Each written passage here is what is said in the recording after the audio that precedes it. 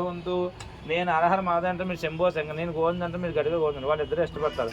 ఇంకా ద్రాక్షారం వచ్చామంటే గ్రహస్థితే మారిపోతుంది, గ్రహచారం మారిపోతుంది, ద్రాక్షారం వస్తుందంట. ఇంకా సూర్యనారాయణ ముద్వారి చేత అభిషేకం చేసిన యస్సును చూస్తాం.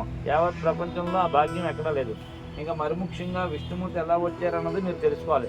లోపల ఏమీ తెలుసుకోకుండా గబా గబా గబా ఎవరి మాట వినుకుంటూ వచ్చేస్తుంటారు, ఏదో కంపలు మునిగిపోతున్నట్టు ఏమి వినరు. ఇక్కడికి వచ్చాక మేము ఆపి చెప్పడం వల్ల మీకు తెలుస్తుంది.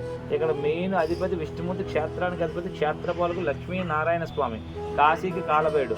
ఆ విష్ణుమూర్తి ఉండడం వల్ల అడుగు పెట్టగానే మోక్షం. మన హిందూ సంప్రదాయంలో ఎన్నైతే శుభకార్యక్రమాలు జరుగుతాయో చేసుకుంటున్నామో తరతరాల నుంచి, అవన్నీ కూడా ఈ క్షేత్రంలో చేసుకోవచ్చు.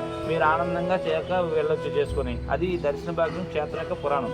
మెయిన్ విష్ణుమూర్తి ఉన్న క్షేత్రం. శ్రీరాముడు వచ్చి విష్ణుమూర్తి అని మన కోసం పెట్టేట, అలా వచ్చారు విష్ణుమూర్తి. అందరూ విష్ణుమూర్తి మంత్రం చెప్పాలి. చెప్పండి. నారాయణాయ విద్మహే వాసుదేవాయ ధీమహి తన్నో విష్ణు ప్రచోదయాత్. క్షేత్రపాలక లక్ష్మీనారాయణ శంకరనారాయణ ఆదినారాయణ మోగనారాయణ దర్శనం ఫలితం. అందరూ పైకి చూడండి. సభాయ నమః. ఈ మంత్రం ఏంటంటే 70,000 కోట్ల రూపాయలు దేవతలు మిమ్మల్ని తదాస్తున్నారు, త్రిమూర్తులు తదాస్తున్నారు, శివకేశులు తదాస్తున్నారు, బ్రహ్మసూత్రుడు తదాస్తున్నారు. ఇక్కడ ఉన్న బ్రాహ్మణ పురాణ మంత్రంతో తదాస్తు అంటాం. ఎంత అనుగ్రహం, ఎంత ఆశీర్వాదం ఈ స్థానం ఇస్తుంది. ఇది ఇక్కడ వివరణ అయిపోయింది. లైన్గా వచ్చి ఈ శివలింగాన్ని విష్ణుమూర్తి ముట్టుకోండి. ఇటు రావాలి. కాలబేడి గురించి వెళ్ళలేని వాళ్ళందరూ వెళ్ళాలి.